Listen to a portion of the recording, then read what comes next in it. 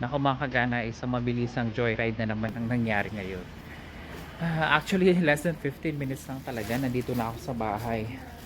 Medyo matraffic ngayong araw kasi weekdays, alam niyo naman, uwian, tapos rush hour. So, buti naman at nakauwi ako ng mabilis at saka maaga. So, yun yung advantage kapag nagmotor ka. Pero kapag nagkotse ako or sumakay ako doon sa sasakyan ako, bukas pa ako makakauwi or alas 5 pa siguro. Good afternoon, Debs. How's Blue? Okay, okay. So, ayun lang. Alhamdulillah, dito na ako sa bahay.